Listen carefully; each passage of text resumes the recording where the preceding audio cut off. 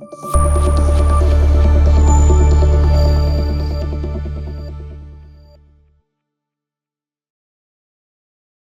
கொடுத்த தலைப்பு பார்த்தீங்கன்னா என்னது? சுத்திகரிப்பு. சுத்திகரிப்பு சுத்திகரிப்புனாலே நம்ம எல்லாருக்கும் தெரியும் இல்லை? ஒரு அசுத்தம் இருந்தால் தான் சுத்திகரிப்பு தேவைப்படும்.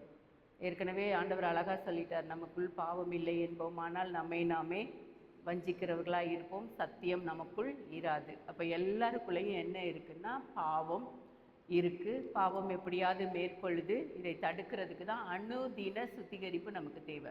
டெய்லி சுத்திகரிப்பு வேணும். டெய்லி சுத்திகரிப்பு வேணும்னா என்ன பண்ணணும் அப்படின்னு பார்த்தீங்கன்னா, என்ன பண்ணணும்? டெய்லி நான் சொல்லிக்கிட்டே இருக்கிறது தான், அதே வேதம் வாசிப்பு, ஜெபம், இதெல்லாம் தான் நம்மளை என்ன பண்ண முடியும்? சுத்திகரிக்க முடியும். இன்றைக்கி வாசித்த இந்த வேத பகுதி பார்த்திங்கன்னா 12வது வசனம் வாசிங்க. அதன் பின்பு அவரும் அவருடைய தாயாரும் அவருடைய சகோதரரும் அவருடைய சீஷரும் கப்பர்நகமுக்கு போய் அங்கே சில நாள் தங்கினார்கள். கப்பர்நகமில் போய் என்ன பண்ணுறாங்க? ஜீசஸ் தங்கியிருக்காங்க. அடுத்த வசனம் பார்த்தா, பின்பு யூதருடைய பஸ்கா பண்டிகை சமீபமாக இருந்தது, அப்பொழுது இயேசு எருசலேமுக்கு போய் அப்படின்னு இருக்குது. இங்கே தான் ஆண்டவர் பஸ்கா பண்டிகைக்கு போகிறார். ஆண்டவர் கிட்டத்தட்ட பஸ்கா பண்டிகை பார்த்திங்கன்னா ஒரு 3 வருஷம் தான் பஸ்கா பண்டிகையை அவர் அட்டன் பண்ணார். 4வது வருடத்தில் பார்த்திங்கன்னா அவரால் அட்டன் பண்ண முடியாது. என்ன பண்ணிட்டாங்க? அவர் தான் பஸ்கா ஆட்டுக்குட்டியாக சிலுவையில் அடிக்கப்பட்ட அந்த காரியங்கள். இந்த பஸ்கா பண்டிகையை குறித்து பார்த்திங்கன்னா லேவியராகமம் 23வது அதிகாரம் 5வது வசனத்தில் இருக்கும். கர்த்தரின் பஸ்கா அப்படின்னு சொல்லி பண்டிகைன்னு சொல்லி அது ஆரம்பிக்குது. அந்த லேவியராகமத்தில் பார்த்திங்கன்னா கிட்டத்தட்ட 7 பண்டிகைகள் அதில் கொடுக்கப்பட்டிருக்கு. இந்த 7 பண்டிகைகளில் இந்த 3 பண்டிகையை தான் இந்த யூதர்கள் என்ன பண்ணாங்க? எல்லாரும் அந்த எருசலேமுக்கு வருவாங்க. கண்டிப்பாக 3 பண்டிகை என்ன பண்ணணும்? எருசலேமில் ஆசரிக்கிற அந்த காரியம். அதில் ஒன்று தான் பஸ்கா பண்டிகை, இன்னொன்று கூடார பண்டிகை, இன்னொன்று அறுப்பின் பண்டிகை, நம்ம கொண்டாடுகிற அந்த ஹார்வெஸ்ட் ஃபெஸ்டிவல். இதெல்லாம் தன்னுடைய வயல்களில் விளைஞ்ச அந்த தானியத்தை, ஆடு மாடுகளின் முதற் கனிகளை இதெல்லாம் கொண்டு ஆலயத்தில் செலுத்தி அவங்க அந்த பண்டிகையை கொண்டாடுவாங்க. ஒவ்வொரு யூதனும் பஸ்கா பண்டிகையை ஆசரிப்பதற்கு எங்கே வரணும்? எருசலேமுக்கு தான் வரணும். எருசலேமில் தான் என்ன பண்ணுவாங்க? அந்த எருசலேம் தேவாலயத்தில் தான் அந்த பஸ்கா பண்டிகையை ஆசரிப்பாங்க. இந்த முதலாவது பஸ்கா பண்டிகை லூக்கா 6வது அதிகாரத்தில் பார்க்குறோம். 3வது யோவான் 6:4 பார்க்குறோம். அந்த கடைசி பஸ்கா பண்டிகையை அவர் அட்டன் பண்ணலை. ஏன்னா அதுதான் அவரே தன்னைத்தானே பலியாக ஒப்பு கொடுத்தது. யோவான் 11:55வது வசனத்தில் யூதர். இன்னும் பார்த்தீங்கன்னா இந்த லேவியராகமத்தில் சொன்னல, இதில் கர்த்தரின் பஸ்கா பண்டிகைன்னு இருக்குது. அதே இங்கே பார்க்கும்போது என்ன இருக்குது? யூதருடைய பஸ்கா பண்டிகையாக மாறிடுச்சு. கர்த்தருடைய பஸ்கா என்னவாயிடுச்சு? யூதருடைய பஸ்கா பண்டிகையாக மாறிடுச்சு. எல்லா சடங்காச்சாரங்களும் உள்ளே அதில் ஆண்டவர் இல்லை. ஆண்டவரை இருக்கிற அந்த காரியங்கள் இல்லாமல் சடங்காச்சாரங்கள் உள்ளே வந்ததுனால தான் அது என்ன ஆயிடுச்சு? யூதரின் பஸ்கா பண்டிகையாக மாறிவிட்டது. உங்கள் வாழ்க்கையில் இயேசு தங்கி இருக்கிறாரா? நம்மளோட வாழ்க்கையில் அந்த பஸ்கா ஆட்டுக்குட்டியானவர் இருக்கிறாரா? அந்த நாட்களில் கப்பர்நகூமில் இருந்து என்ன வர முடியும்னு கேட்டாங்க. நன்மையான காரியம் வர முடியுமா? இல்லை அப்படின்னு சொல்லும்போது, நம்மளுடைய வாழ்க்கையில் ஆண்டவராகிய இயேசு கிறிஸ்து இருந்தால் மாத்திரம்தான் என்ன வரும்? நன்மையான காரியங்கள் வர முடியும். நான் மட்டும் நிறைய நேரம் நம்ம நினைப்போம், நம்ம அங்கே இருந்திருந்தால் நல்லா இருந்திருக்கலாம், நம்ம லைஃப் இப்படி இருந்தால் நல்லா இருந்திருக்கும், இதை மாதிரி இருந்தால் நல்லா இருந்திருக்கும், இப்படி நிறைய நம்ம யோசிச்சுட்டே இருப்போம். ஐயோ அது நடந்திருந்தால் நம்ம வாழ்க்கையில் நல்லா இருக்கும், அப்படியெல்லாம் யோசிப்போம். ஆனால் ஆண்டவருடைய திட்டம் இல்லாமல் நம்மளுடைய வாழ்க்கையில் எதுவும் நடக்காது. நம்மளை எங்கே இருக்கணும்னு ஆண்டவர் தீர்மானிச்சிருக்காரோ அங்கே தான் நம்ம என்ன பண்ண முடியும்? இருக்க முடியும். அது இல்லாமல் நம்ம வேற எங்கேயும் நம்மளால் இருக்க முடியாது. ஆலயம் ஒரு ஜெபத்திற்கான இடம். இந்த இடத்த தான் இவங்க என்ன செய்கிறாங்க பாருங்க. 14வது வசனம் வாசிங்க.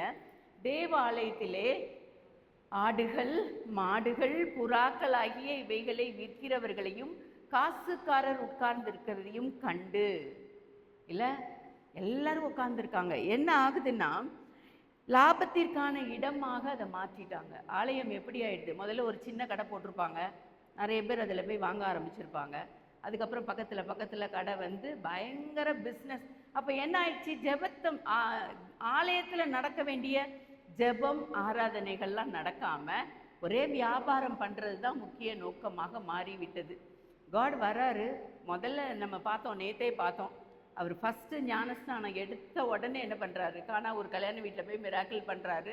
அதை முடித்த உடனே அடுத்து இந்த ஜெப ஆலயத்துக்கு பஸ்கா பண்டிகை கொண்டாட தான் வராரு. இப்போ ஆலயத்துக்குள்ளே பார்க்கும்போது இவருக்கு பயங்கர என்ன ஆயிடுச்சு, கோபம் வந்துடுச்சு. கோபம் வந்தோடனே தான் என்ன பண்ணுறாரு, உடனே எடுத்துலாம் அடிக்கலை, அங்கே கடந்த கயிறை எடுத்துலாம் அடிக்கலாங்க. பார்த்தீங்கன்னா கயிற்றினால் ஒரு சவுக்கை உண்டு பண்ணி உட்காந்தப்ப எவ்வளோ திங்க் பண்ணி டைம் எடுத்து ஒரு சவுக்கையை ரெடி பண்ணிட்டு முதல்ல அந்த ஆடு மாடு புறாவெல்லாம் துரத்திட்டு அதுக்கப்புறம் தான் அந்த காசுக்காரர்கிட்ட போகிறாரு. அப்போ பார்க்கும்போது புறா விற்கிறவர்களை நோக்கி இவைகளை விடத்திலிருந்து எடுத்துக்கொண்டு போங்கள், என் பிதாவின் வீட்டை வியாபார வீடாக்காதீர்கள் அப்படின்னு சொல்கிறாரு. அப்பொழுது உம்முடைய வீட்டை குறித்து உண்டான பக்தி வைராக்கியம் என்னை பட்சித்தது என்று எழுதியிருக்கிறதே அவருடைய சீஷர்கள் நினைவு கூர்ந்தார்கள்னு இருக்குது. இன்னைக்கு நம்ம எந்த மாதிரி நினைவு கூர்ந்து கொண்டு இருக்கிறோம்? ஆலயத்தை சுத்திகரித்த இயேசு.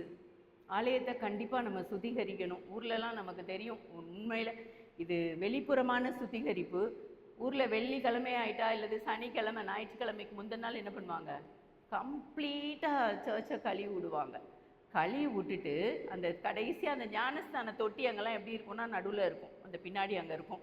அந்த ஞானஸ்தான தொட்டியை கழுவிட்டு அதில் உள்ள தண்ணியை என்ன பண்ணுவாங்க, வீட்டில் செம்புல எடுத்துகிட்டு போவாங்க. வியாதிஸ்தர்கள் குடித்தா சுகமாயிரும் அப்படின்ற அந்த நம்பிக்கை. பிள்ளை பராகாதவங்களுக்கு அந்த தண்ணியை கொடுத்தா குழந்தை பாக்கியம் இருக்கும். குழந்தை பாக்கியம் உண்டாகிறதுக்காகவே என்ன பண்ணுவாங்க, போய் ஆலயத்தை சுத்தப்படுத்துவாங்க. வாரம் இந்த வேலை நடக்கும். நமக்கு இப்போ அப்படி செய்ய முடியாதனால என்ன பண்ணுறோம், பெரிய வெள்ளிக்கிழமைக்கு முந்தின நாள் தான் என்ன பண்ணுறாங்க, வெஸ்லி சர்ச் அப்படி கழுவி சுத்திகரிப்பாங்க. கம்யூனியன் சர்வீஸ் முடிஞ்ச உடனே தண்ணியை ஊற்றி ஃபுல்லாக கழுவி சுத்தப்படுத்துகிற வேலைகள் நடக்குது. ஆனால் இங்கே நிறைய பெண்டிகாஸ் சர்ச்சில் பாத சுத்திகரிப்பு பண்ணுறாங்க. நான் ஒரு கம்யூனியன் சர்வீஸ்க்கு முன்னாடி ஆண்டவர் செஞ்ச அந்த பாதத்தை, ஒருவர் பாதத்தை ஒருவர் கழுவி விடுறது, அந்த தாழ்மையை காட்டுறது எல்லாமே. ஆனால் இப்போ நம்ம சென்னையில் இதெல்லாம் என்ன பண்ணலை, நம்ம பார்க்கவே இல்லை. பஸ்கா பண்டிகைலாம் நீங்கள் சொல்கிற மாதிரி ஈஸியாக பஸ்கா பண்டிகை கிடையாது. அது பார்த்தீங்கன்னா அந்த லேவியராகமத்தை போய் நீங்கள் வாசித்து பாருங்கள். அந்த ஒரு வாரம் அந்த புளிப்பில்லா அப்பத்தோடும் கசப்பான கீரையோடும் அந்த சாப்பாடை சாப்பிட்டுட்டு தான் பஸ்கா போய் ஆசரிக்கணும். எப்படி புளிப்பில்லா அப்பம் அப்படின்னு பார்த்தீங்கன்னா, புழுங்கலரிசி கூட சாப்பிட முடியாது. பஸ்கா பண்டிகைக்கு என்ன பண்ண முடியாது, ஏன்னா அது வேக வச்சு அது உடைச்சதுனால அது புளிப்பு ஏறிடுச்சு. அதனால் பச்சரிசி தான் சாப்பிட்ணும், அதுவும் மண்பானையில் தான் சமைச்சி சாப்பிட்ணும். இந்த மண்பானை புதுசாக வாங்கணும். சமைச்ச உடனே ஒரு அரை மணி நேரத்தில் என்ன பண்ணிடணும், சாப்பிட்டு முடித்து காலி பண்ணிடணும். புளி சேர்க்கக்கூடாது. புளிப்பான எந்த தக்காளி, புளி, பால் எந்த ஐட்டமே சேர்க்க மாட்டாங்க. என்னென்னா எனக்கு தெரியும், அந்த யூதர்களுடைய அந்த ஊரில் அந்த சர்ச் இருக்குது, அவங்க சாட்டர்டே தான் இதை பண்ணுவாங்க. இந்த 3 ஃபெஸ்டிவலையும் தான் கொண்டாடுவாங்க. இந்த பஸ்காவை எடுக்கிறதுக்காக எங்கள் வருஷத்தில் ஒரு தடவை தான் என்ன பண்ணுவாங்க, இந்த பஸ்காவை கொடுப்பாங்க. எங்கள் அம்மாவும் அப்பாவும் அந்த ஆசரிக்கிறதுக்காக அந்த ஒரு வாரம் என்ன பண்ணிடுவாங்க, ஊருக்கு போயிடுவாங்க. அதுக்கு இந்த பருப்பு வகையிலெல்லாம் வறுத்து திரிச்சு, அதுவும் காஃபி கூட குடிக்கக்கூடாது, காஃபி டீ குடிக்கக்கூடாது, ஏன்னா அதில் புளிப்பு இருக்குன்னு. அதுதான் அந்த புளிப்பு இல்லாத அப்ப பண்டிகை தான் என்னது, அந்த பஸ்கா பண்டிகை. அது பார்த்தீங்கன்னா அந்த மாவு ஏதோ சிறுபயிரை வறுத்து திரிச்சு அதில் உப்பு போட்டு என்ன பண்ணுவாங்க, தண்ணி போட்டு குடிக்கிறது, இதை சமைச்சு உடனே சாப்பிட்றது. இதை ஃபாலோ பண்ணிவிட்டு அந்த அப்பம் புசிக்கிறது எப்படி நடக்கும்னு பார்த்தீங்கன்னா, நைட்டு 12 மணிக்கு சர்ச்சில் உள்ள மூப்பர்கள் எல்லாம் சேர்ந்து நிஜமாவே திராட்சை பழத்தை வாங்கி அதை பிழிஞ்சி அதை ஜூஸ் எடுத்து எல்லாருக்கும் ஒரு டம்ளர் அப்படி ஜூஸ் எடுத்து அப்பம் கோதுமை மாவை ஒரே அப்பமாக உட்காந்து சுட்டு அதை உட்காந்து பிட்டு நைட் எல்லாம் சர்ச்சுக்கு சர்வீஸ் எல்லாம் முடிஞ்சு ஆலய கதவை மூடி அந்த பஸ்கா எடுக்கிறவங்க மாத்திரம், அந்த முழுக்க ஞானஸ்நானம் எடுத்தவர்கள் மாத்திரம், அந்த இடத்துல பஸ்காவை ஆசரிக்கிறவர்கள் மாத்திரம்தான் என்ன பண்ண முடியும், அதில் பங்கு பெற முடியும். அவ்வளோ ரூல்ஸ் அண்ட் ரெகுலேஷன் அப்படி தான் அந்த பைபிளில் இருந்தது. அவங்களும் அந்த பழைய ஏற்பாடை அப்படியே என்ன பண்ணாங்க, ஃபாலோ பண்ணுற அந்த காரியங்கள் ஈஸி கிடையாது. நம்ம இப்போ என்ன பண்ணுறோம், கம்யூனியன் எடுக்க ஒரு பயம் இல்லை, அப்படியே போய் என்ன பண்ணிடுறோம், அப்படியே வரோம், நேராக போய் ஆல்டரில் போய் கை நீட்டினா கொடுத்துட்றாங்க. இதை தெரியாமல் ஹிந்துஸும் சில நேரம் என்ன பண்ணுறாங்க, போய் நின்றுட்டு கையை நீட்டி வாங்கிட்டு போயிடுறாங்க. அதெல்லாம் அப்படி பண்ண முடியாது. அந்த அளவுக்கு அதில் ஒரு ஒழுங்கு அதெல்லாம் இருந்தது. அதுதான் தேவனுடைய பஸ்காவாக இருந்தது. அதுக்கப்புறம் என்னதாயிடுச்சு, யூதர்களுடைய பஸ்காவாக அது மாறிவிட்டது. சரியா? அப்போ ஆலயத்தை அந்த சுத்திகரிப்பு தவறு நடந்தால் இயேசு அமைதியாக இருக்க மாட்டாருங்க. இப்பவும் அப்படிதான். யாராரு தப்பு பண்ணிங்கன்னா, இப்போலாம் உடனே உடனே தண்டனையை அனுபவிக்கிறாங்க. நம்ம பார்க்குறோம். ஐயோ, எப்படி இந்த தண்டனை வந்ததுன்னா, ஏதாவது ஒரு தவறுக்கு என்ன நடக்குது, தண்டனை கண்டிப்பாக கிடைச்சே ஆகுது. ஒரு நல்ல குழந்தை தப்பு செஞ்சுட்டு அப்படியே அமைதியாக இருப்பாரா? நல்ல அம்மா அமைதியாக இருப்போமா? ஒரு பிள்ளை தப்பு செய்து, பயங்கரமாக தப்பு செய்து அமைதியாக இருப்போமா? இருக்க மாட்டோம்ல. உடனே எடுத்து என்ன பண்ணுவோம், கண்டிஷன் பண்ணுறோம், திட்டுறோம், அந்த பிள்ளையை ஏதோ ஒன்று செய்கிறோம், அதை செய்யாதன்றோம். இதை தான் ஆண்டவர் நம்மளையும் சொல்லி கொண்டு இருக்கிறார். நம்மளும் அதே காரியத்தை தான் என்ன பண்ணிட்டு இருக்கோம், திரும்ப திரும்ப செய்து கொண்டே இருக்கிறோம். ஆண்டவர் நம்மளை என்ன பண்ணிட்டு இருக்கிறாரு, நம்மளை ரொம்ப தண்டிக்கிற ஆண்டவராக இருக்கிறார். ஒரு கண்ணாடி முன்னாடி போய் நிற்கும்போது நம்ம முகத்தில் ஏதாவது அழுக்கு இருந்தால் நமக்கு தெரியுதா தெரியலையா? தெரியும். அது அப்படியே உள்ளதை உள்ளபடி என்ன பண்ணும், காட்டும். காட்டிட்டு அதுவே சுத்தப்படுத்திடுமா? இல்லை, நம்ம தான் என்ன பண்ணணும், சுத்தப்படுத்தணும். இந்த வேதம் என்ற இந்த கண்ணாடியில் நம்ம பார்க்கும்போது நம்முடைய அழுக்கு நமக்கு தெரியும். ஆனால் அப்படியே மூடி வச்சுட்டு போயிட்டோன்னா ஒரு பிரயோஜனமும் இல்லை. நம்ம எப்படி நம்மளுடைய முகத்தை கழுவி சுத்தப்படுத்துகிறோமோ அதே போல் இந்த வேத வசனம் என்கிற இந்த கண்ணாடியை இதை படிக்க படிக்க அது இருதயத்தை சுத்தப்படுத்தணும்னா நம்ம சில காரியங்களை செய்து ஆக வேண்டும். நம்ம என்ன பண்ணணும், சில காரியத்தை செஞ்சாதான் நம்மளுடைய இருதயம் சுத்தமாகுமே தவிர, கடவுளாக பார்த்துப்பாரு, எனக்குன்னு ஒரு காலம் வந்தால் இதிலேருந்து நான் மாறிடுவேன், இந்த வயசு வந்தால் மாறிடுவேன். நிறைய பெண்கள் சொல்கிறது, இந்த வயசு வந்தால் என்ன பண்ணிடுவேன், மாறிடுவேன். இதெல்லாம் இல்லைங்க. என்னைக்கு ஆண்டவர் உணர்த்துகிறாரோ அன்னைக்கே நம்ம மாறினால் ஒழிய நம்மளால் என்ன பண்ண முடியாது, மாற முடியாது. அப்படிப்பட்ட காலம் சுகமாக, அதாவது வீட்டில் குப்பை சேர்ந்தால் அதில் வாசம் செய்ய முடியுமா? தூய்மையே படுத்தலை, அப்படியே ஒரு வாரம் கிடக்கு, பாத்திரம் துணி எல்லாம் கிடக்கு, பெட்டு விரிக்கலை, அதில் நம்மளால் இருக்க முடியுமா? முடியாது. டெய்லி அதை சுத்தப்படுத்தலைனா, டெய்லி அந்த பெட்டு விரிக்கலைனா, டெய்லி அந்த காரியத்தை செய்யலைன்னா வீட்டில் என்ன இருக்காது, சுத்தம் இருக்காது. நான் எப்பவுமே சொல்லுவேன், அந்த பாளையம் சுத்தமாக இருக்கணும்னு சொல்வார் பாருங்க ஆண்டவர், ரொம்ப அழகா. அது எந்த இடத்துல வரும்னு பார்த்தீங்கன்னா லேவியர் ஆகமத்தில் தான் வரும். சுத்தம் பண்ணுறதை நம்ம பார்க்க முடியும். பாளையம் சுத்தமாகிறத இயேசு தம்முடைய சீஷர்களுடைய இல்லை, அது வரும்போது சொல்கிறேன். இது இந்த பாளையம் சுத்தமாகிறதுக்கு ஆண்டவர் சொல்வார். அதாவது இந்த கூடாரங்களெல்லாம் கரெக்டாக அமைச்சிட்டு இந்த இஸ்ரேல் ஜனங்களை சொல்வார், இந்த பாளையத்தில் நான் என்ன வரப்போகிறேன், உலா வரப்போகிறேன். இந்த பாளையத்தில் எங்கே, அப்போல்லாம் என்னென்னா பாத்ரூம்லாம் கிடையாது, அங்கங்கே என்ன பண்ணியிருப்பாங்க, மலஞ்சலத்தி வச்சுருப்பாங்க. அதுக்கு சொல்வார், ஒரு ஒரு இதை எடுத்துகிட்டு போ, அதை பள்ளம் நோண்டி எடுத்து நான் பாளையத்தில் வரும்போது இந்த பாளையம்லாம் எப்படி இருக்கணும், சுத்தமாக இருக்கணும்னு. உண்மையிலே நான் பீகார் போயிருந்தேன். பீகாரில் ரோல்டாஸ் மலையில் ஒரு 5 வருஷத்துக்கு முன்னாடி ஒரு கன்வென்ஷன் மீட்டிங் நடத்தணும். 3 நாள் அந்த மலைவாழ் மக்கள் அந்த இடத்துல வந்திருந்தாங்க. 3 நாள் நான் செய்தி கொடுக்க போனேன். கரண்ட் கிடையாது, நைட்டெல்லாம் அவங்களுக்கு சாப்பாடு கொடுப்பாங்க. அந்த சாப்பாடு கொடுக்குற வரைக்கும் ஜென்ரேட்டர் போட்டு கரண்ட் ஆனில் இருக்கும். அந்த சாப்பாடு கொடுத்து முடித்தோடனே என்ன பண்ணிட வேண்டியது இருக்கும், ஜென்ரேட்டரை ஆஃப் பண்ணிட வேண்டியது இருக்கும். இருட்டாயிடும், எந்த வீட்லேயும் கரண்ட் கிடையாது. திரும்ப காலையில் பார்த்தீங்கன்னா அந்த 9 மணிக்கு மீட்டிங்னா எங்கே போனாங்க, பாத்ரூம் ஃபெசிலிட்டி ஒன்றும் கிடையாது. எங்கே போனாங்க, என்ன பண்ணாங்க, ஒரு கிணறு மட்டும் உண்டு. எப்படி இந்த பாய்ஸும் பெண்களும் ஆண்களும் வந்தாங்கன்னே தெரியாது. அவ்வளோ பர்ஃபெக்டாக என்ன பண்ணுவாங்க, இருப்பாங்க. அந்த சின்ன பிள்ளைங்க அந்த இடத்துல பாத்ரூம் போயிட்டா நம்மளாம் சும்மா இப்படி பண்ணிட்டு மண்ணை போட்டு போயிடுவோம். அவங்க தண்ணி எடுத்துகிட்டு அந்த இடத்த என்ன பண்ணுறாங்க, கழுவி சுத்தப்படுத்துகிற காரியம். மண் தரையை அப்போ தான் பார்க்கும்போது ஆச்சரியமாக இருக்கும், இந்த மலைவாழ் மக்கள் இவ்வளோ பர்ஃபெக்டாக இப்படி ஒரு வேலையை செய்கிறாங்களான்னு. ஆனால் இன்றைக்கு நம்ம வீட்டை எந்த லெவலுக்கு சுத்தமாக வச்சுருக்கோம்? ஒரு வாட்டி யோசிங்க. ஆண்டவர் உள்ளா வரணும், இது மட்டும்தான். இந்த ஒரு கதை கூட சொல்லுவாங்க, ஒரு ஆண்டவர் உள்ளே வரப்போகிறாருனோடனே ஒரு ரூமை மட்டும் அந்த வீட்டில் உள்ளவங்க திறக்க மாட்டாங்க. பார்த்தா அந்த வீட்டுக்குள்ள அவ்வளோ பாவமான காரியங்களை உள்ளே வச்சு பூட்டி வச்சிருக்கிற காரியம். இன்னைக்கு எந்த பாவமான காரியத்தை உள்ளே பூட்டி வச்சிருக்கிறோம்? ஆண்டவருக்கு இதெல்லாம் எப்படி இருக்கும், வெட்ட வெளிச்சமாக இருக்கும். இன்னும் பார்க்குறோம், ஒரே நீரூற்றிலிருந்து தித்திப்பும் கசப்புமான நீர் வராது. அப்போ ஒரே வாயிலிருந்து பேடான வார்த்தைகளும் நல்ல வார்த்தைகளும் வர முடியாது. அப்படி வந்துச்சுன்னா அவங்க ஆண்டவருக்குள்ளே இல்லைன்றது தான் அர்த்தமே தவிர, இல்லை அவங்க இப்படின்னா அப்படி மாறிப்பாங்கன்ற காரியங்கள் இல்லை. அதனால் எப்போவுமே நான் தான் சொல்வேன், இருதயத்தின் நிறைவினால் என்ன பேசும், வாய் பேசும். ஒருத்தர் பேசும்போதே தெரிஞ்சிடலாம் அவங்க இருதயத்தில் என்ன நிரம்பி இருக்குது. அதை பேசுகிறத வச்சே நீங்கள் என்ன பண்ணிடலாம், அவங்கள பற்றி ப்ராஃபஸி சொல்ல ஆரம்பிச்சிடலாம். அழகா, நீ இப்படி தான், உன்னோட கேரக்டர் இதுதான், நீ இப்படி தான் பேசுவேன்றதை நம்ம என்ன பண்ணிடலாம், ஈஸியாக ப்ராஃபஸி சொல்ல முடியும். எப்படி கண்டுபிடிச்சிங்க அப்படின்வாங்க.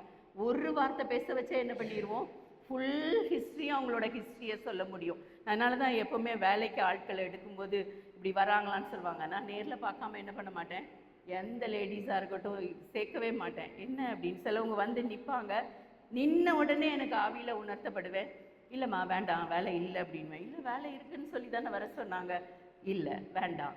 அப்போது கூட்டிகிட்டு வந்தவா சொல்வா, என்னங்க பார்த்த உடனே அனுப்பிட்டீங்க, இல்லை எனக்கு பிடிக்கல, எனக்கு தெரியுது சில காரியங்கள் உள்ளான காரியங்கள். என்ன சொல்லுவாங்க, அகத்தின் அழகு முகத்தில் தெரியும். நம்மளுடைய அகத்தின் அழகு அது எப்படி அகம் இருக்கோ அப்படி தான் என்ன இருக்கும், முகம் இருக்கும்.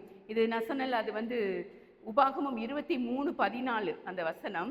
உபாகமம் 23:14, உன் தேவனாகிய கர்த்தர் உன்னை ரட்சிக்கவும் உன் சத்துருக்களை உனக்கு ஒப்பு கொடுக்கவும் உன் பாளையத்திற்குள்ளே உலாவிக் கொண்டிருக்கிறார். எதுக்கு உலாவுறாராம், உன்னை ரட்சிக்கவும் உன் சத்துருக்களை உனக்கு ஒப்பு கொடுக்கவும் உன் பாளையத்திலேக்குள்ளே உலாவி கொண்டிருக்கிறார். ஆகையால் அவர் உன்னிடத்தில் அசூசியான காரியத்தை கண்டு உன்னை விட்டு போகாதபடிக்கு. அசுத்தமான காரியத்தை பார்த்துட்டா ஆண்டவர் என்ன பண்ணிடுவாரு, அந்த இடத்துல இருக்க மாட்டார். அதனால உன்னிடத்தில் இருந்து அசூசியான காரியத்தை கண்டு உன்னை விட்டு போகாதபடிக்கு உன் பாளையம் எப்படி இருக்கணுமா, சுத்தமாக இருக்க கடவுது. இதனால தான் சங்கீதக்காரன் எழுதுவார் 69ஆம் சங்கீதம் 9வது வசனத்தை பார்க்கணும், உங்களுடைய வீட்டை குறித்து உண்டான பக்தி வைராக்கியம் என்னை பட்சித்தது. இதை தான் சீஷர்கள் இங்கே சொல்கிறாங்க 17வது வசனத்தில், உங்களுடைய வீட்டை குறித்து உண்டான பக்தி வைராக்கியம் என்னை பட்சித்தது என்று எழுதியிருக்கிறதை அவருடைய சீஷர்கள் நினைவு கூர்ந்தார்கள். இது எங்கே இருக்குன்னா சங்கீதம் 69:9 இருக்கு அதே வசனம். உம்மை நிந்திக்கிறவருடைய நிந்தனைகள் என் மேல் விழுந்ததுன்னு. ஆலயத்தை சுத்திகரிக்கிற ஆண்டவர், வீட்டை சுத்திகரிக்கிற ஆண்டவர், நம்முடைய இருதயத்தை சுத்திகரிக்கிற ஆண்டவர். நிச்சயமா நம்முடைய வாழ்க்கையில இயேசு கிறிஸ்து தங்கி இருக்கிறாரா, நம்ம அதை உணரணும். ஆண்டவர் என்னுடைய வீட்டில் உலா வருகிறாரா. வீட்டில் உலா வரும்போது அந்த வீட்டுக்குள்ள என்ன இருக்கும், சந்தோஷம் இருக்கும், சமாதானம் இருக்கும், நிம்மதி இருக்கும். இல்லை சந்தோஷம் சமாதானம் இல்லைன்னா, ஒரு அம்மா தான் ஒரு சர்ச்சில் மெசேஜ் கொடுத்துட்டு இருந்தேன், அம்மா வாக்குத்தத்தம் வாங்கிட்டு போனேன், ஆசீர்வாதமாக இருப்பாயின்னு இருந்துச்சு, ஆனால் என் வீட்டில் என்ன இல்லை, ஆசீர்வாதம் இல்லை. அதற்கான வழி வாசல்கள் திறக்கப்படலைன்னா, நம்ம மாறலைன்னா, அதுதான் எப்போவுமே சொல்லுவேன், வாக்குத்தத்தம் பண்ணினவர் மாறவே மாட்டார். வாக்குத்தத்தத்தை நிறைவேற்றுகிற ஆண்டவர் உன்னை விட்டு விலகுவதில்லை, உன்னை கைவிடுவதில்லை என்று சொல்லி வாக்கு பண்ணி இருக்கிறாரா, அதுக்கு நீ பாத்திரமா இருக்கணும். அதுக்கு பாத்திரமா இல்லாம வாக்குத்தத்தம் பண்ண கொடுத்துட்டாங்க இந்த வருஷம், ஆனா இந்த வாக்குத்தத்தம் ஏன் நிறைவேறவில்லை, ஏன் நிறைவேறவில்லை, நீங்க தான் கேட்கணும், ஏன் நிறைவேறவில்லை. அப்போ எனக்குள்ள அந்த கேள்விகள் வரணும், நமக்குள்ள என்ன பண்ணணும், இந்த கேள்விகள் வரணும். ஏன் அது நிறைவேறலை, என்ன ஆச்சு, நிறைய ஜெபம் தள்ளி போயிட்டே இருக்கு, நிறையத்துக்கு ஜெபிக்கிறோம், அது நடக்கவே மாட்டேங்குது. அப்போ ஏன் நடக்க மாட்டேங்குது ஆண்டவரே, சில காரியங்கள் அவருடைய நாம மகிமைக்காக என்ன பண்ணியிருப்பாரு. அப்படிதான் சில நேரம் நம்ம காத்திருக்க வேண்டிய நேரத்தில் இருப்போம். காத்திருந்து சோர்ந்து போகக்கூடாது. ஆனால் ஆண்டவர்கிட்ட திரும்ப திரும்ப அண்ணால் அந்த போய் கேட்டா பாருங்க, விடாபடியா கேட்கிறா, கேட்கும் போது பெற்றுக்கொள்வோம், நிச்சயமா என்ன பண்ணுவோம், பெற்றுக்கொள்வோம் என்கிற அந்த விசுவாசம் நமக்குள்ள வர வேண்டும். யோவான் 2:13 வாசித்துட்டோம். இப்போ லேவியர் ஆகமம் 23:5 அதையும் சொல்லிட்டேன். யூதருடைய பஸ்கா பண்டிகை சமீபமாக இருந்தது. தேவனுடைய பஸ்கா பண்டிகை இல்லாமல் அது யூதருடைய பஸ்காவாக மாறிடுச்சு. இது பார்த்திங்கன்னா ஆண்டவரை என்ன பண்ணிட்டாங்க, அந்த இடத்துல மறந்து விட்டார்கள். ஆண்டவருக்கு அவருக்கு தெரியும் தான் அந்த பஸ்கா ஆட்டுக்குட்டி என்று அவருக்கு தெரியும். இன்னொன்று பார்த்திங்கன்னா, ஒரு யோவான் 3வது அதிகாரத்தில் நிக்கோதேமு வருகிறார். யோவான் 1 அதிகாரத்தில் கானானை பற்றி படிச்சிட்டோம், இங்கே சுத்திகரிப்பை பற்றி பார்த்துட்டோம். 3வது அதிகாரத்தில் நிக்கோதேமை பற்றி பார்க்குறோம். இன்னும் 3வது அதிகாரம் 22வது வசனத்தில் ஆண்டவர் ஞானஸ்நானம் கொடுக்க வராரு. 24வது வசனத்தில் பார்த்தீங்கன்னா சிறைச்சாலைக்கு போர் யோவான் ஸ்நானகன் சிறைச்சாலைக்கு போக போகிறத பார்க்குறோம். லைனாக அற்புதங்களையும் அடையாளங்களையும் செய்து கொண்டிருந்த ஆண்டவர்.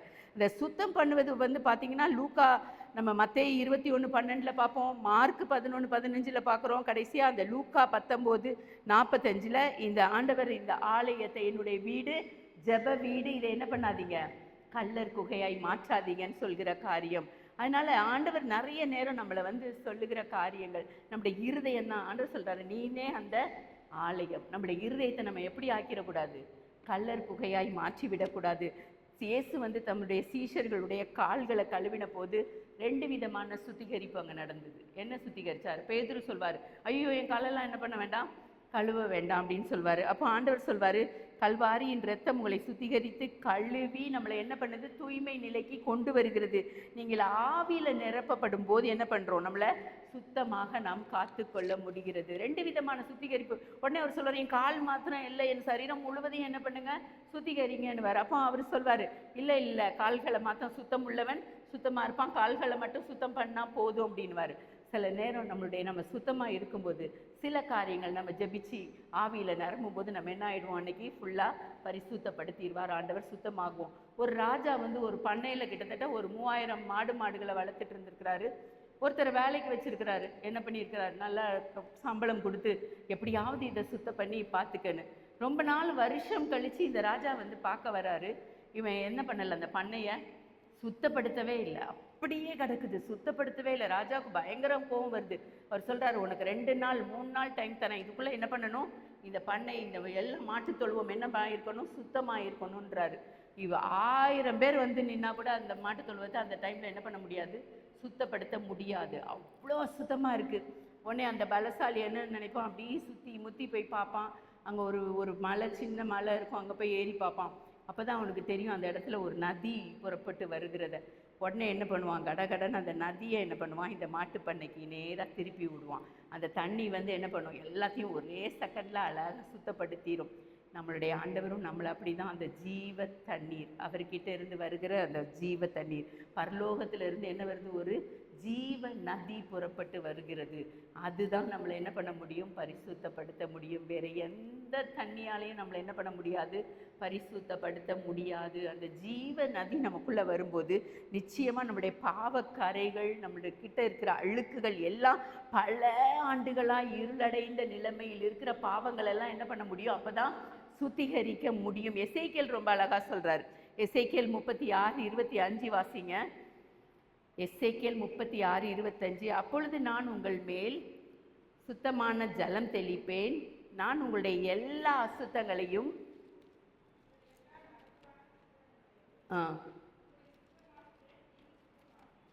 நீங்கள் எவ்வளோ 36:25 தானே? எஸ், என்ன இருக்குது பாருங்கள், அது ரொம்ப அழகாக சொல்லியிருக்கிறாரு. உங்கள் எல்லா நரகலான விக்கிரங்களையும் நீக்கி உங்களை சுத்தமாக்குவே, நீங்கள் சுத்தமாவீர்கள். அப்போ நம்முடைய இருதயத்தில் என்னெல்லாம் இருக்குதுன்னு பார்த்தீங்கன்னா, ஜலம் தெளிச்சாதான் நம்ம சுத்தமாக முடியும். என்ன இருக்குது, அசுத்தம் இருக்குது, நரகலான விக்கிரகங்கள், எதெல்லாம் நம்மளுடைய இருதயத்தை அடைத்து கொண்டிருக்கிற விக்கிரகங்கள். நிறைய இதெல்லாம் செய்தி கேட்டிருப்பீங்க. பொருளாசை ஒரு விக்கிரகம், பணம் ஒரு விக்கிரகம், எல்லாமே என்னதான் இருக்குது, விக்கிரகங்கள் நம்முடைய இருதயத்தில் இருக்குது. அதனால தான் ஆண்டவர் அந்த இடத்துல எசேக்கியேல் ரொம்ப அழகாக சொல்லியிருக்கிறாரு. அடுத்த வசனம் பார்த்தீங்கன்னா, உங்களுக்கு நவமான இருதயத்தை கொடுத்து உங்கள் உள்ளத்திலே புதிதான ஆவியை கட்டளையிட்டு கல்லான இருதயத்தை உங்கள் மாம்சத்திலிருந்து எடுத்து போட்டு சதையான இருதயத்தை உங்களுக்கு கொடுப்பேன். இன்னும் பார்த்தீங்கன்னா எபிரேயர் 8வது அதிகாரம் வாசிங்க. எபிரேயர் 8:10. நான் இஸ்ரவேல் குடும்பத்தாரோடு பண்ணும் உடன்படிக்கையாவது என்னுடைய பிரமாணங்களை அவருடைய மனதிலே வைத்து அவருடைய இருதயங்களில் அவைகளை எழுதுவேன், நான் அவர்கள் தேவனாகியிருப்பேன், அவர்களின் ஜனமாகியிருப்பார்கள். ஆண்டவர் நம்முடைய பலகையில் எழுத வைக்கிற ஆண்டவர். இன்னும் பார்த்தீங்கன்னா 12வது வசனங்கள்ல, நான் அவர்களை அநியாயங்களை கிருபையாய் மன்னித்து அவர்கள் பாவங்களையும் அக்கிரமங்களையும் இனி நினையாமல் இருப்பேன் என்று கர்த்தர் சொல்லுகிறார்.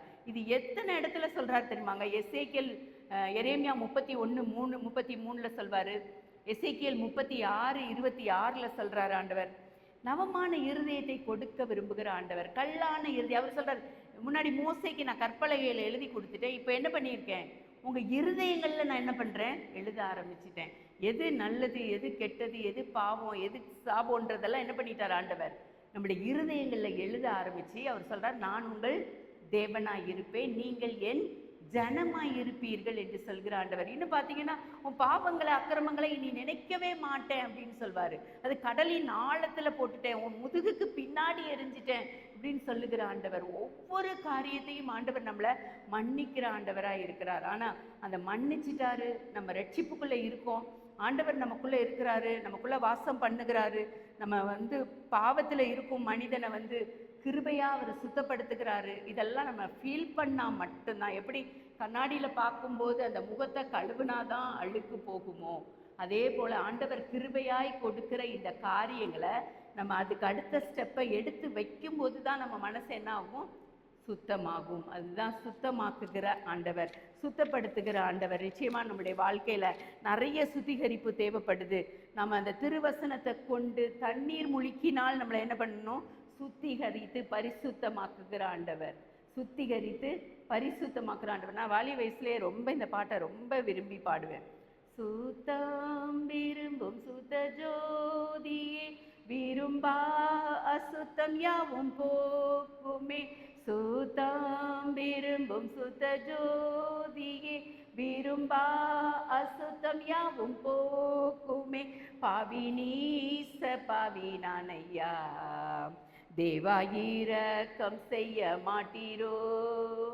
பாவி நீச பாவி நானையா, தேவா இரக்கம் செய்ய மாட்டீரோ. பரிசுத்தர் கூட்டம் நடுவில் ஜொலி தீட்டும் சுத்த ஜோதியே, அரூபியே யோவேலையில் ஆடியார் நெஞ்சம் வாரீரோ. உணர்வோடு பாடலாமா? அரூபியே யோவேலையில் ஆடியார் நெஞ்சம் வாரீரோ. பாரும் தந்தையே எந்தன் உள்ளத்தை, யாரும் காணா உள்ளலங்கோலத்தை. பாரும் தந்தையே எந்தன் உள்ளத்தை, யாரும் காணா உள்ளலங்கோலத்தை. மனம் நொந்து மருளுகின்றேன், பரிசுத்தம் கெஞ்சுகின்றேன். மனம் நொந்து மருளுகின்றேன், பரிசுத்தம் கெஞ்சுகின்றேன். பரிசுத்தர் கூட்டம் நடுவில் ஜொலி தீடும் சுத்த ஜோதியே, அரூபியே யோவேலையில் ஆடியார் நெஞ்சம் வாரீரோ. துணை வேண்டும் தகப்பனே உலகிலே, என்னை எதிர்க்கும் சக்திகள் பல உண்டு. துணை வேண்டும் தகப்பனே உலகிலே, என்னை எதிர்க்கும் சக்திகள் பல உண்டு. என் ஜீவன் எல்லை எங்கிலோ பரிசுத்தம் என எழுதும். என் ஜீவன் எல்லை எங்கிலோ பரிசுத்தம் என எழுதும்.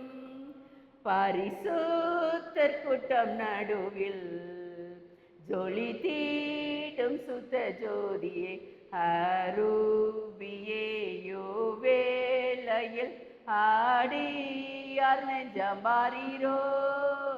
அரூபியே யோவேலையில் ஆடியார் நெஞ்சம் வாரீரோ. சொன்னல அபிஷேகத்துல நரம்பி நரம்பி ஜெபிக்கும் போது இதுதான், பரிசுத்தம் என்ன எழுதும் ஆண்டவரே, என் ஜீவன் எல்லை எங்கிலும் அப்பா பரிசுத்தம்னு எழுதுன்னு இது அப்படியே உணர்வு பூர்வமா பாட பாட பாட அந்த பரிசுத்த ஆவியானவருடைய அபிஷேகம். அதே மாதிரி அந்த தூயாதி தூயவரே அப்பா, சீடரின் கால்களை கழுவினவர், செந்நீரால் என் உள்ளம் கழுவிடுமே. இப்படி இந்த பாடல் வரிகள் என்ன பண்ணுன்னா நம்மளை அப்படியே பரிசுத்தப்படுத்துங்க, நம்மளை சுத்தப்படுத்துங்க. அதனால தான் தாவீது ரொம்ப அழகா எழுதுவார் 51ஆம் சங்கீதத்தில், தேவனே சுத்த இருதயத்தை என்னிலே சிருஷ்டியும், நிலைவரமான ஆவிய என் உள்ளத்துல புதுப்பியும் அப்படின்னு சொல்லி எழுதுவார். இன்னொன்று பார்த்தீங்கன்னா, ஆவிக்குரிய சுத்திகரிப்பை பெறுவதற்கு அதிகமாக முயற்சி செய்யாமல் இருக்கிறோமா? இதான் சொன்னல, முதலாவது தேவனுடைய ராஜ்யத்தையும் அவருடைய நீதியும் தேடுங்கள், அப்பொழுது இவைகள் எல்லாம் உங்களுக்கு எப்படி கூட கொடுக்கப்படும். கூட கொடுக்கிற ஆண்டவர். இந்த ஆவிக்குரிய சுத்திகரிப்பு வேணும்னா, அந்த உள்ளான பரிசுத்த ஆவியின் அபிஷேகம் வேணும்னா, அபிஷேகத்திற்குரிய பாடல்களை பாடுங்க, உட்காந்து அவரை அப்படியே தியானிக்க ஆரம்பிங்க. எத்தனை பேர் இதை செய்ய ஆரம்பிச்சிங்க எனக்கு தெரியல. முன்னால நான் உங்களுக்கு என்ன பண்ணிட்டு இருக்கேன், செய்தியை திரும்ப திரும்ப வேதம் வாசிங்க, ஜெபிங்கன்னு சொல்லிட்டு இருக்கிறேன். வந்து கேட்டுட்டு அப்படியே கேட்டுட்டு அதே போயிட்டு திரும்பி வந்து உக்காந்தீங்கன்னா பிரயோஜனமே இல்லை. கொஞ்சமாவது என்ன வேணும், அந்த உள்ளான இருதயத்துல ஒரு மாறுதல் வேணும். ஆண்டவர்கிட்ட கேளுங்க, ஆண்டவரே ஏன் என் உள்ளம் உங்களை தேடாம இருக்கு? உலக கவலையும் உலக பாரமும் என்னை ஏன் அழுத்துது? உலகத்துல உபத்திரவங்கள் உண்டுங்க, கவலை உண்டுங்க. ஆனா நீங்க இதை தேடி பாருங்க. முதலாவது தேவனுடைய ராஜ்யத்தையும் அவருடைய நீதியும் தேடுங்க. உங்களை சுத்திகரிங்க. நிறைய பாடல்கள், பழைய பாடல்களை பாடி பாடி பாடி உங்களை என்ன பண்ணுங்க, சுத்திகரிங்க. சுத்திகரிங்க, சுத்திகரிக்க முடியும். அப்பதான் உங்களுடைய நாவு என்ன பண்ணும், சுத்தமாகும். அந்த உள்ளம் சுத்தமாகும். உள்ளம் அப்படியே அழுக்கால அசுத்தத்தால நிறைஞ்சு போயிருக்கும். எதையோ ஒன்றை பார்த்து, ஏதோ ஒரு காரியத்தை பேசி, ஏதோ ஒரு சிந்தனையில அப்படியே முதல்ல எதை பிசாசு கெட்டுவான்னா சிந்தனையில தான். இப்போ பார்த்தீங்கன்னா ஒரு பாட்டில் எதையாவது இப்படி கையில வச்சுட்டே இருந்தோம்னா கொஞ்ச நேரம் வச்சிருந்தா ஒன்றும் செய்யாது. ஆனால் ரொம்ப நேரம் நம்ம அப்படியே வச்சுட்டே இருந்தோம்னா என்ன ஆகும், கை கொஞ்சம் வலிக்க ஆரம்பிக்கும். அப்பவும் திரும்பவும் வச்சுக்கிட்டே இருந்தால் என்ன ஆகும், அது மறுத்து போயிடும். அதே போல தான் நம்ம சிந்தனையில் நிறைய கவலைகளை வச்சுட்டு இருந்தீங்கன்னா கொஞ்ச நேரம் அது ஒன்றும் தெரியாது. அதுக்கப்புறம் அது என்ன ஆகிடும், வலிக்க ஆரம்பிக்கும். அதுக்கப்புறம் மறுத்து போயிடும். எப்போ நீங்கள் அதை டப்புன்னு கீழே வைக்கிறீங்களோ அப்போ தான் என்ன ஆகும், அதிலிருந்து விடுதலை உண்டாகும். அப்போ உங்களுடைய மன பாரத்தையும் கவலையும் இந்த உள்ளத்தில் இருக்கிற இந்த அழுக்கான காரியங்களையும் சுமந்துக்கிட்டே இருந்தீங்கன்னா சிந்தனையில் என்ன ஆகிடும், இயேசுவோட சிந்தனை போய் இந்த உலகத்துக்கான சிந்தனையிலேயே சிந்திச்சு சிந்திச்சு உடல்ல நிறைய வியாதிகள் வரும். நாளைக்கு வேணா அதை நான் பார்த்துட்டு வரேன். எதை கவலைப்பட்டா எந்த பார்ட்ஸு அஃபெக்ட் ஆகும் அப்படின்றதெல்லாம் சயின்டிஃபிக்கில் இருக்குது. இப்படி கவலைப்பட்டீங்கன்னா இந்த பார்ட்ஸ் போயிடும், கிட்னி ஃபால்ட் ஆகும். ஒரு இதுக்கும் என்ன இருக்குது, எந்தெந்த கவலை. எப்படி இந்த அக்குபங்க்சரில் இதை ப்ரெஸ் பண்ணால் இது சரியாகுது, அதை ப்ரெஸ் பண்ணால் அது சரியாகுதுன்ற மாதிரி நம்மளுடைய சிந்தனையில் எவ்வளவு தூரம் நம்ம என்னென்ன கவலைகளை நம்ம சுமந்துட்டு இருக்கிறோமோ ஒவ்வொரு பார்ட்ஸும் நமக்கு என்ன ஆகிடும், அஃபெக்ட் ஆக ஆரம்பிச்சிடும். அதனால் நம்ம ஆண்டவர்கிட்ட கேட்போம், பாரும் தந்தையே எந்தன் உள்ளத்தை, யாரும் காணா அந்த உள்ளலங்கோலத்தை யாருக்குமே பார்க்க முடியாது. நம்முடைய உள்ளான இருதயத்தை யாருமே என்ன பண்ண முடியாது, பார்க்க முடியாது. இன்னொரு வாட்டி பாடலாமா?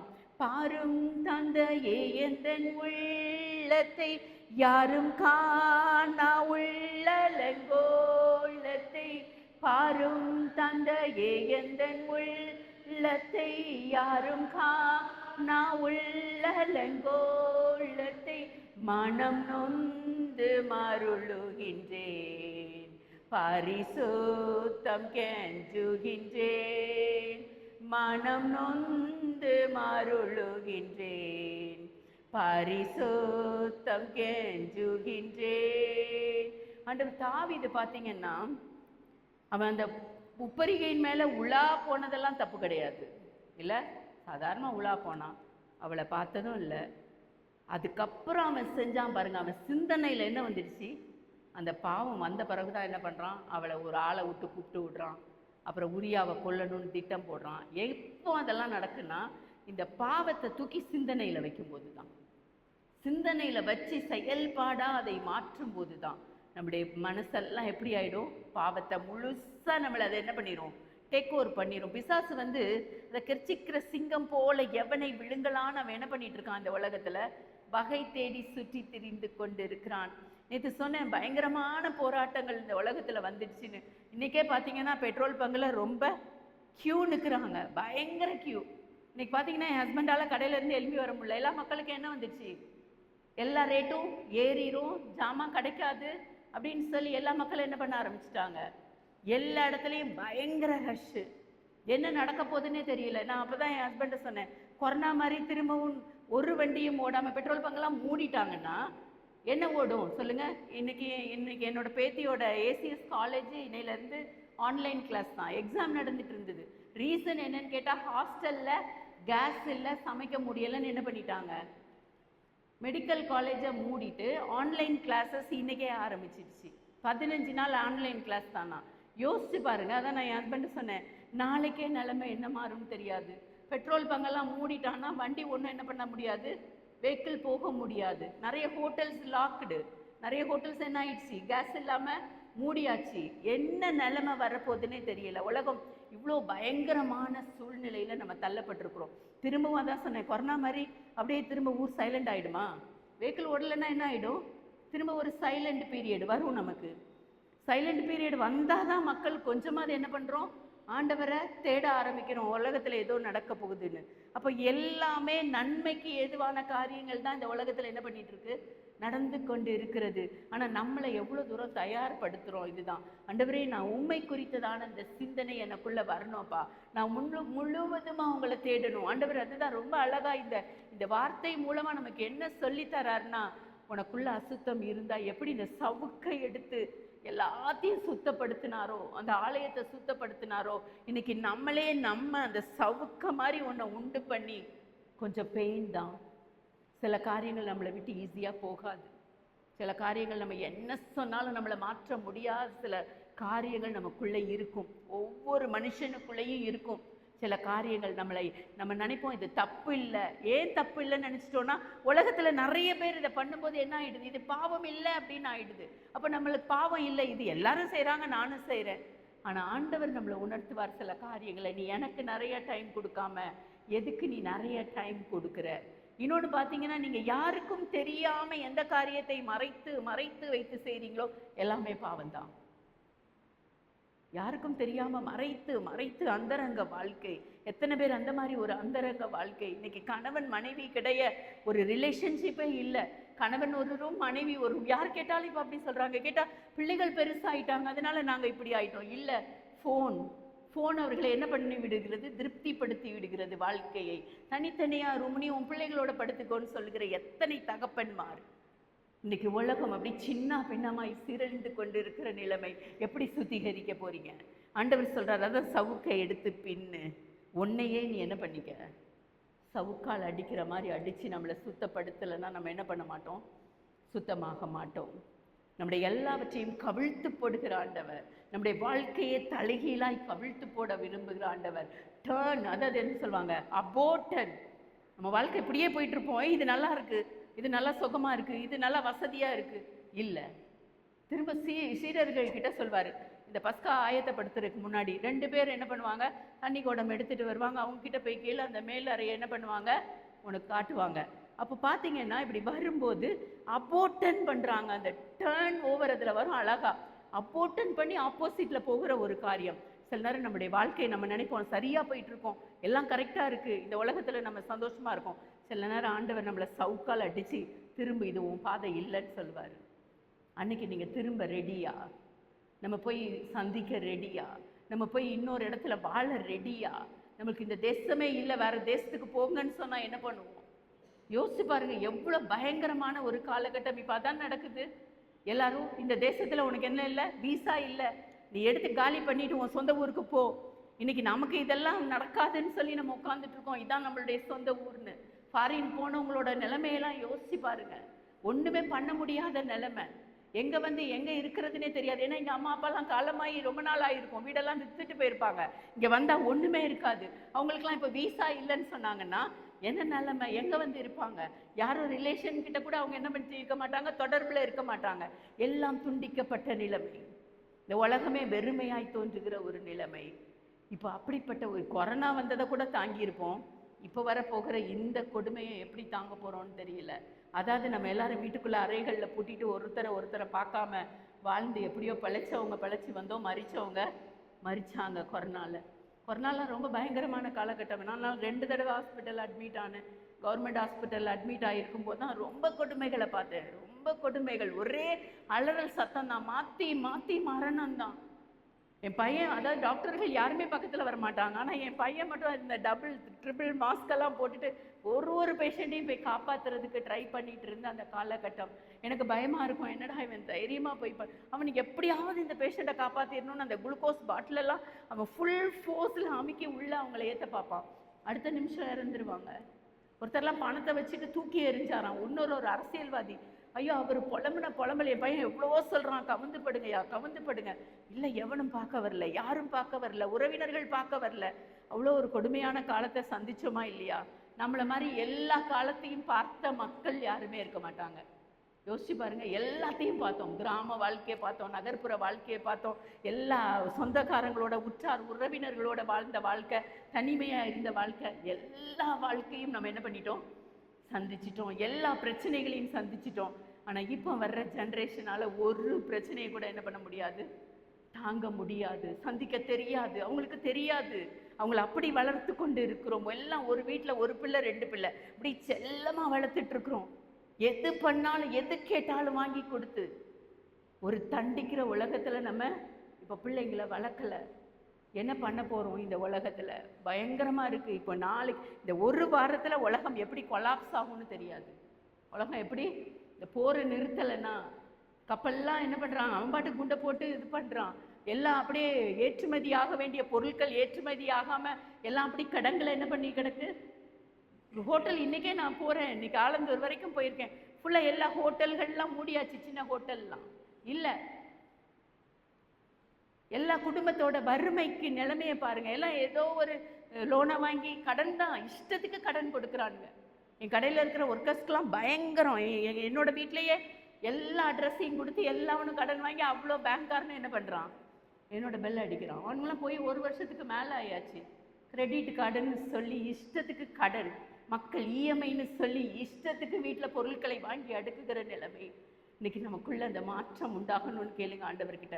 ஒருவேளை இந்த பிரச்சனையில் இருக்கீங்களா, கடன் பிரச்சனையில் இருக்கீங்களா, இந்த மாதிரி உங்கள் பிள்ளைகள் இஎம்ஐயில் மாட்டிக்கொண்டு இருக்காங்களா, இல்லது தூர தேசத்தில் இருக்காங்களா, உங்களை விட்டு தூரமாக இருக்காங்களா, அப்படி ஜெபத்துக்குள்ளே கடந்து செல்வோம். நன்றி ஆண்டவரே. அப்பா அப்பா எதற்காக இதுக்கெல்லாம் ஜெபிக்க சொல்கிறீங்களோ தெரியல ஆண்டவரே.